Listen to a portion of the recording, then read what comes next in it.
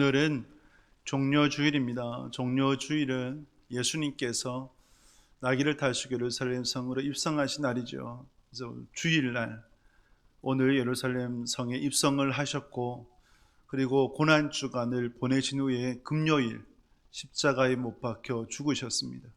6시간 만에 매달리신 지 6시간 만에 죽으셨고, 그리고 3일 후가 되는 새벽에 다음 주일 새벽이 되는 거죠. 그때 예수님께서 부활하셨습니다. 성경대로 약속대로 많은 증인들 앞에서 부활을 하셔서 오늘날 우리가 예수 그리스도를 믿는 자들로 세워지게 된 것이죠. 그래서 오늘이 거룩한 종려주일을 통해서 또 한 주간 고난주간을 보내고 부활로 나아가는 우리의 발걸음이 되겠습니다. 예수님께서 어린 나귀를 타시고 예루살렘 성에 입성을 하셨어요. 그때 많은 사람들이 모였죠. 6월절을 앞두고 있었으니 6월절에 성지순례 인파들이 예루살렘 성에 모였습니다. 평소보다 한 3-4배 많은 사람들이었다.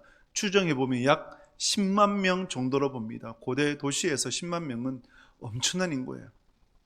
그래서 10만 명이 모인 그 자리에서 예수님께서 어린 나귀를 타시고 예루살렘 성에 입성을 하실 때 어떤 사람은 자신의 겉옷을 벗어서 바닥에 깔며 예수님의 예루살렘 입성 레드카펫을 만들었어요. 그리고 어떤 이들은 종려나무 가지를 흔들며 환영을 했죠. 그래서 종려주의라 부르는 것입니다. 또 어떤 이들은 앞서거니 또 뒤따라오는 무리들도 있었고, 그러면서 예수님을 향해서 외쳤던 것이죠. 호산나 다윗의 자손이여 찬송하리로다. 주의 이름으로 오시는 이여 높은 곳에서 호산나 하더라. 이 찬양을 외쳤던 거예요. 호산나라는 뜻이 원컨대 구원하소서라는 것입니다. 우리를 구원해 주십시오. 사실 그들이 외쳤던 호산나는 정치, 경제, 문화, 사회적으로 로마의 압제로부터 있었기에 고난당하는 그 인생 가운데 구원해달라는 외침이었습니다. 그러나 예수님은 진정한 호산나로 오셨죠. 그 죄의 문제를, 죽음의 문제를 해결하시고자 이 땅에 오신 것입니다. 그래서 예수님은 호산나의 외침을 그대로 성취하셨습니다. 그 증거들은 성경에서 수없이 많습니다. 그 중에 예수님의 십자가 죽음을 진두지휘했던 백부장이 증거하고 있죠. 진실로 하나님의 아들이었도다. 예수님께서 십자가에 매달려 죽으셨을 때 그 죽으심을 보며 백부장이 고백할 수밖에 없었어요. 진실로 하나님의 아들이었도다.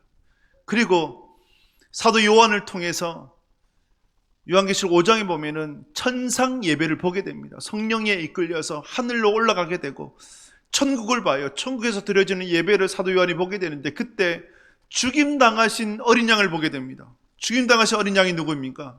예수님이시죠. 그 죽임당하신 어린 양을 바라보며 수많은 천사들, 천천만만에 이르는 수많은 천사들이 찬양 올려드려요. 죽임당하신 어린 양께 부와 존귀와 영광과 찬송이 이르도다라고 고백하며 그 예수 그리스도를 높여 올려드리게 됩니다. 호산나가 성취가 된 것이죠. 예수님께서 예루살렘 성에 입성하신 이후에 예루살렘 성 안에서 주무시지 않고 나오셔서 베다니라는 마을에 주무시게 되셨습니다. 베다니에는 누가 있습니까? 마리아, 마르다, 나사로 3남매가 거주하는 것이죠. 그들과 함께 하룻밤을 보내셨어요. 예수님께서 그만큼 그들을 사랑하신다라는 것이고, 또 나사로가 죽었다가 다시 살아났지 않습니까? 그래서 예수님의 죽음과 부활을 또한 예표하기 위해서 그들과 함께 보내시지 않으셨을까? 또 한 가지 생각을 해보는 것은 예루살렘 성 안에 있었던 종교 지도자들의 그 죄악된 모습과 예수님께서 함께하고 싶지 않으셔서 잘라내어 버리셨던 것이죠.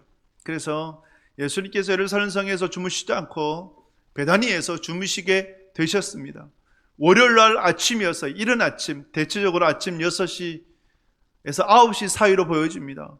예수님께서 아무것도 드시지 않고 시장하신 가운데 예루살렘 성에 오시다가 무화과 나무를 봐요.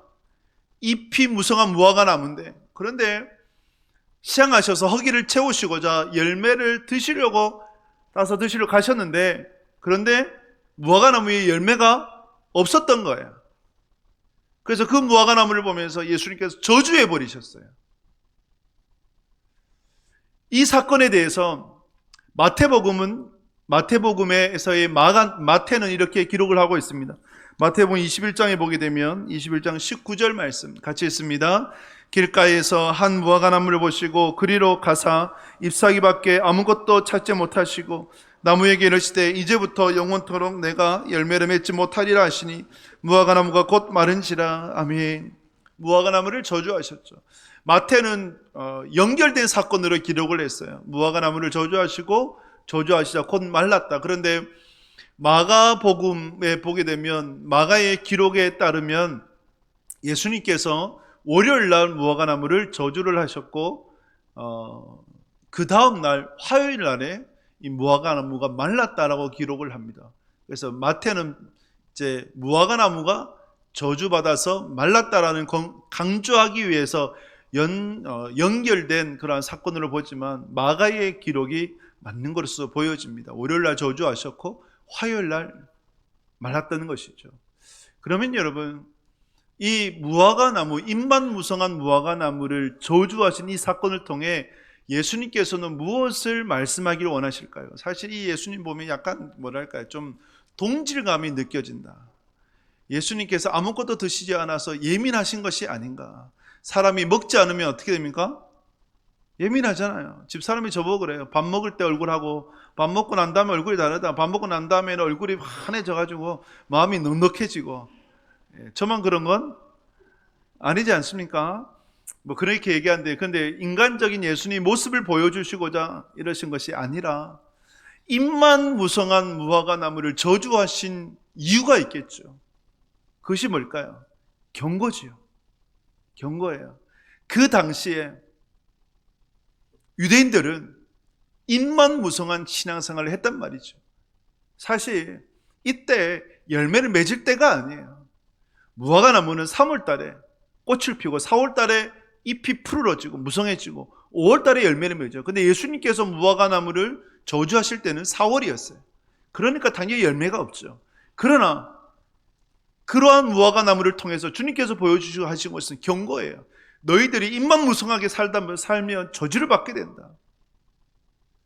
요한복음 15장에서도 동일하지 않습니까? 예수님께서 포도나무가 되시고 우리가 가지가 되는데, 가지가 나무에 잘리게 되면, 벗어나게 되면 이내 말라버리게 된다. 죽게 된다. 잎만 무성한 나무는 결국은 저주를 받아 죽음에 이르게 된다. 그 경고를 하시는데, 근데 유대인들은 그 경고를 무시했죠. 결국 어떻게 되었습니까? AD 70년에 로마의 티토 장군에 의해서 예루살렘 성전이 무너졌죠. 그리고 300만 명 이상이 죽게 되고 기근이 그들을 덮쳐서 부모가 자식을 잡아서 먹게 되는 그 지경에 이르기까지 되는, 그리고 나라를 잃어버리고 뿔뿔이 흩어진 이스라엘 민족 아니었습니까? 이 경고를 그들에게 하신 거예요. 그 경고는 결국 누구에게 하신 것입니까? 제자들에게 하신 것이죠. 무화과나무는 심으면 3년이 되면 열매를 맺어야 돼요. 제자들이 예수님을 만난 지 몇 년이 되었습니까? 3년이 되었잖아요. 그 열매를 맺어야 되죠. 잎만 무성한 인생이 되면 안 되는 것입니다.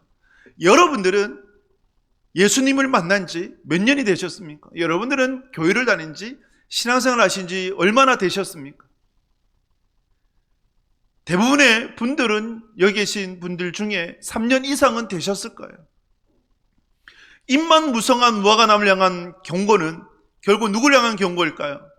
우리를 향한 경고예요. 저를 향한 경고이고 여러분들을 향한 경고입니다. 잎만 무성한 인생이 아니라 열매 맺는 인생이 되실 수 있기를 주님의 이름으로 축복합니다. 열매 맺는 인생이 되기 위해서 어떤 신앙을 가져야 될까? 주님께서는 우리들에게, 여러분들에게 어떤 열매를 맺기를 기대하실까? 이것을 오늘 본문을 통해서 몇 가지 묵상하도록 하겠습니다. 예수님께서 잎만 무성한 무화과나무를 저주하신 이후에 그 다음에 무엇을 하셨는가? 마가복음에 보게 되면 그 다음에 예루살렘 성전으로 들어가셔서 성전을 청결하게 하셨어요. 그때가 6월절이었습니다. 6월절이 되면 수많은 사람들이 성지 수료를 하고자 예루살렘 성으로 들어오게 되죠. 근데 성으로 들어올 때 성지 순례 제사를 드리려면 두 가지가 있어야 돼요. 제물이 있어야 되고 성전세를 내는 유대돈이 있어야 됩니다. 이 두 가지를 얻기 위해서 성전 안에서 장사를 한 거예요. 제물을 사고 팔고 그리고 돈을 환전하면서 거기에 대한 막대한 이득은 누가 취할까요? 종교 지도자들이 취하는 거예요. 그들의 배를 불리는 거죠. 사명을 가장한 야망을 채웠던 종교 지도자들이었어요. 그래서 예루살렘 성전을 거룩한 곳으로 만든 것이 아니라 장사의 소굴로, 세상의 소굴로 만들어버렸어요. 그래서 그런 예루살렘 성전을 향해 또 유대인들을 향해 주님께서 외쳤던 것입니다. 마태복음 21장에 보게 되면 마태복음 21장 13절 말씀 같이 읽습니다. 그들에게 이르시되 기록된 바 내 집은 기도하는 집이라 일컬음을 받으리라 하였거늘 너희는 강도의 소굴을 만드는도다 하시니라. 아멘. 예수님께서 이사야서 56장 7절 말씀을 통해서 내 집은 기도하는 집이라, 만민이 기도하는 집이라. 만민이 기도하는 집, 내 집이라는 의미가 뭐겠습니까? 내 집은 성전이죠. 오늘날의 교회입니다. 교회는 뭐냐? 만민이 기도하는 집이다. 기도하는 집이라고 하는 것은 하나님의 임재가 충만하고 하나님과 깊이 교제하고 하나님께 영광을 올려드려지는 그곳, 그것이 기도하는 집이 되어지는 거죠. 그런데 유대인들은 또 종교 지도자들은 예루살렘 성전을 무엇으로 만들었습니까? 강도의 소굴로 만들었어요. 자신의 야망을 채우는 그러한 수단으로 만들어버렸습니다. 종교를 통해서 장사를 한 거죠. 그러니까 종교가 타락될 수밖에 없는 것이죠. 이것을 통해 주님께서 우리에게 맺기를 원하시는 열매가 뭘까요? 어떤 열매를 맺기를 원하시겠습니까? 신앙의 본질을 회복하라는 것입니다. 할렐루야. 여러분들이 종료주일과 고난주간 부활주일을 맞이하면서 신앙의 본질을 더욱더 회복하실 수 있기를 주님의 이름으로 축복합니다. 기독교가 어떻게 타락되는가, 변질되는가를 보게 되면 종교 역사의 가운데 섬기는 종교에서 섬김을 받는 종교가 될 때 타락해요. 핍박받는 종교에서 군림하는 종교가 될 때 타락을 했어요. 기독교가 핍박을 받다가 엄청난 박해를 받다가 AD 313년에 로마의 콘스탄틴 황제를 통해서 종교의 자유가 이루어졌어요. 기독교인들이 얼마든지 마음껏 예배드릴 수 있도록 그러한 종교의 자유가 이루어졌습니다. 그리고 더 나아가 381년도에는 로마의 종교가, 국교가 기독교가 됩니다. 이러니 이전까지는 믿으면 안 되는 종교였는데 381년 이후에는 믿지 아니하면 안 되는 종교가 되어버렸습니다. 시간이 지나 중세사회에서 봉건제 때 교황의 권력이 한 나라의 왕의 권력보다 더 위에 서게 되었어요. 어느 나라는 교황 앞에 왕이 무릎 꿇고 사죄하는 일까지 벌어지게 됩니다. 그러니까 여러분 얼마나 교회의 권력이 막강해졌겠습니까? 귀족들은 앞다투어서 자기의 아들들 중에 사제를 만들려고 했어요. 사제가 있어야 세금이 면제가 되고 그리고 영광으로 취했던 것이죠. 사제가 영광이었어요. 그러니 여러분 교회가 어떻게 되었을까요? 타락할 수밖에 없죠. 변질될 수밖에 없는 것이죠. 한없이 타락해 갑니다. 그렇다면 우리 안에 신앙의 본질을 회복하고자 할 때 무엇이 회복되어져야 될까요? 섬김을 받는 종교가 아니라, 섬김을 받는 신앙이 아니라 섬기고자 하는 신앙이 되어야 됩니다. 예수님께서 대계명을 두 가지를 말씀하셨습니다. 그것이 무엇입니까? 마음과 뜻과 정성을 다해 하나님을 사랑하고 그리고 내 이웃을 내 몸같이 사랑하라 말씀하셨죠. 여러분 이 사랑이 뭡니까? 섬김이에요. 마음과 뜻과 정성을 다해 하나님을 섬겨라. 그리고 내 이웃을 내 몸과 같이 섬겨라고 말씀하는 거죠. 여러분들은 어떠세요? 여러분들은 섬기기를 원하십니까? 섬김을 받기를 원하십니까? 여러분들이 직분을 사모하는 이유가 뭡니까? 목사가 되고 장로가 되고 권사가 되고 집사가 되고 그것을 사모하는 이유가 뭡니까? 지나가다 그런 얘기를 들어요. 목사가 되고 장로가 돼야 면이라도 서지. 내 자녀가 결혼을 하는데 사도 내가 목사 집안이고 장로 집안인데 내가 장로나 돼야 그래도 격이 맞지. 이런 얘기가 들려요. 그러면 그것은 섬김을 위한 직분입니까? 감투를 위한 직분입니까? 오늘날 기독교가, 오늘 한국교회가 왜 점점 타락해 갑니까? 섬기려고 하는 것이 아니라 감투를 위해서, 내 이름을 내기 위해서 입술로는 하나님이 주인이신 교회라고 외치는데, 그런데 진정 돌아보면 사람이 주인이에요. 목사가 주인이에요. 중직자들이 주인이에요. 성도가 주인이 되어버려요. 그런 교회는 변질된 거잖아요. 십자가가 변질된 거잖아요. 그래서 여러분들의 신앙의 본질을 굳건히 붙잡을 수 있기를 주님의 이름으로 축복합니다. 신앙의 본질을 붙잡는 것은 섬기려고 하는 거예요. 섬김을 받고자 하는 신앙이 아니라 섬기려는 신앙으로 더욱더 나아가는 여러분들이 되실 수 있기를 주님의 이름으로 축복합니다. 그리고 여러분들이 신앙의 본질을 붙잡으려면 주님 배울 날이 얼마 남지 않았다는 것을 기억해야 돼요. 그래서 성경에서는요, 롯의 철을 기억하라라고 말씀을 합니다. 세상을 사랑해서 뒤돌아보았던 롯의 아내가 소금기둥이 되었던 것처럼 우리가 세상을 뒤돌아보고 세상을 사랑하고 살아가다 보면 그러한 심판을 받을 수밖에 없다는 것을 기억해야 됩니다. 그 롯의 철을 기억한다면 우리가 어떻게 방심할 수 있겠어요? 방종할 수 있겠어요? 어떻게 함부로 살 수 있겠습니까? 헛된 시간을 보낼 수 있겠어요?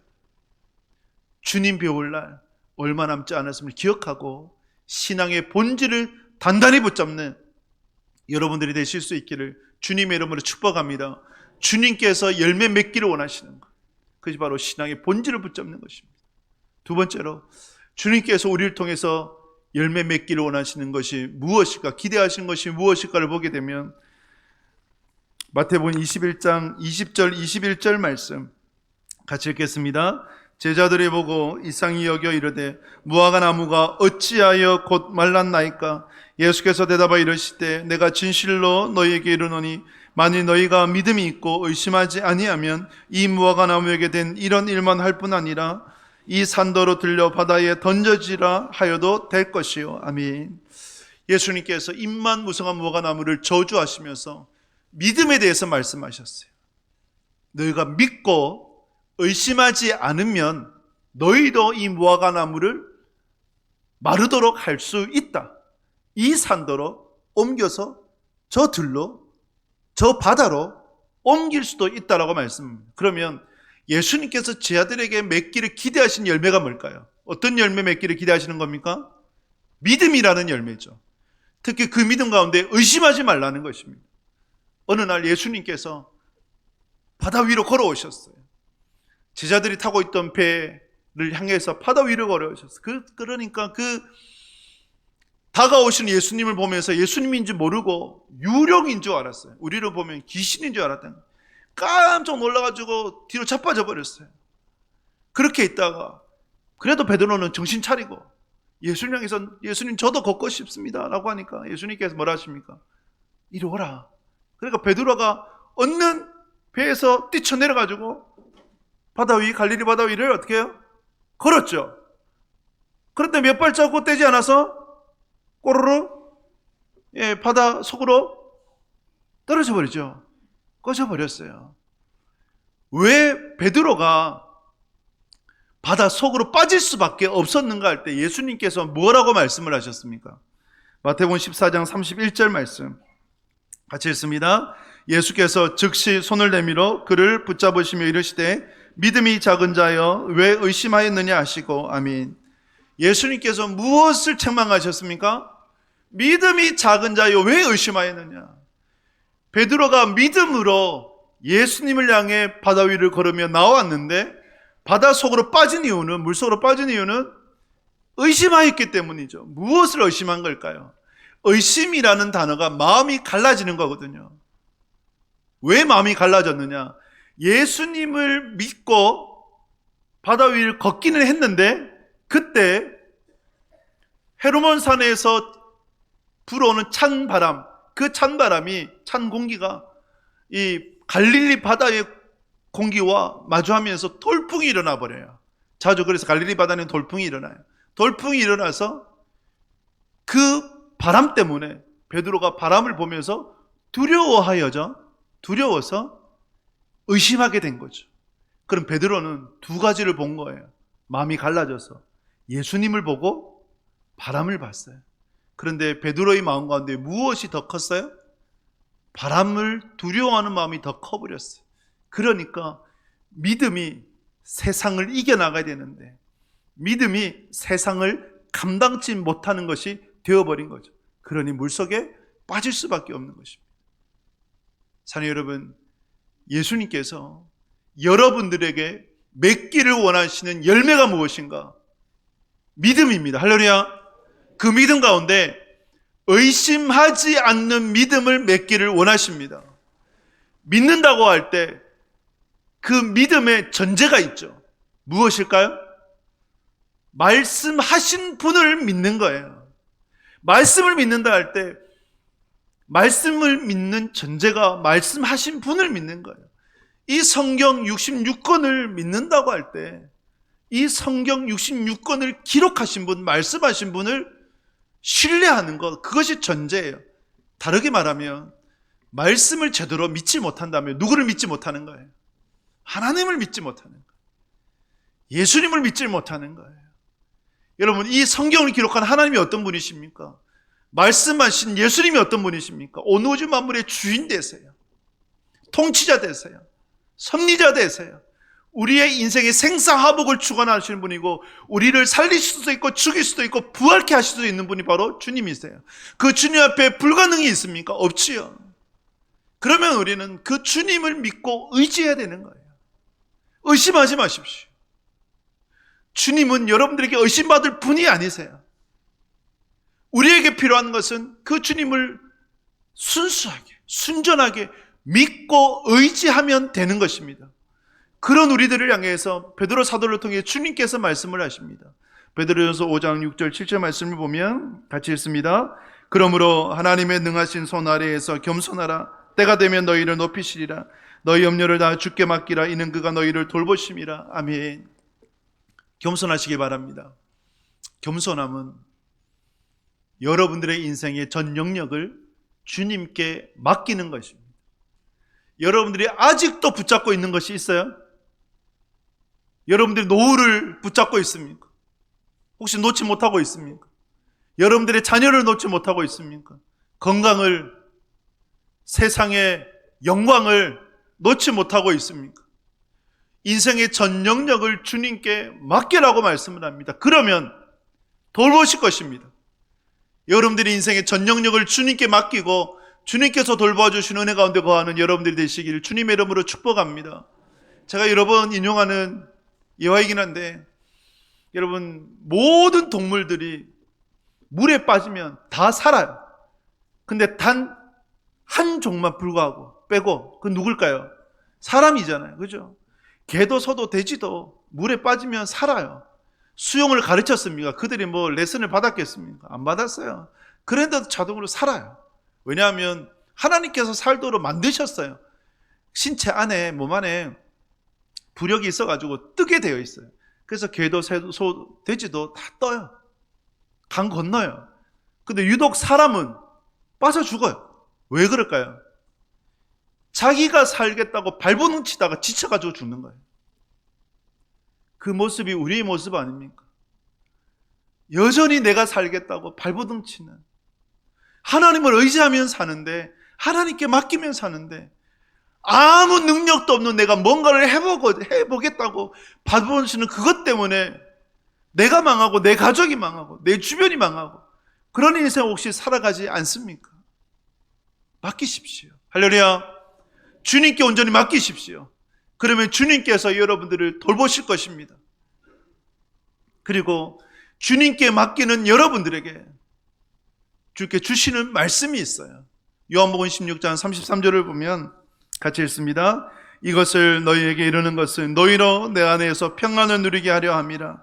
세상에서 너희가 환난을 당하나 담대하라. 내가 세상을 이겼노라. 아멘. 내 평안을 너희에게 주노라라고 말씀을 합니다. 여러분들의 인생의 모든 염려를 주님께 맡김을 통해서 주님의 평안을 공급받는, 하늘에서 내려오는 평안한 삶을 살아가는 여러분들이 되시길 주님의 이름으로 축복합니다. 마지막으로 입만 무성한 우리들에게 주님께서 기대하시는 열매가 무엇인가 할 때에 마태복음 21장 22절 말씀 같이 읽습니다. 너희가 기도할 때에 무엇인지 믿고 구하는 것은 다 받으리라 하시니라. 아멘. 기도 응답의 열매이죠. 기도가 무엇입니까? 기도는 호흡이에요.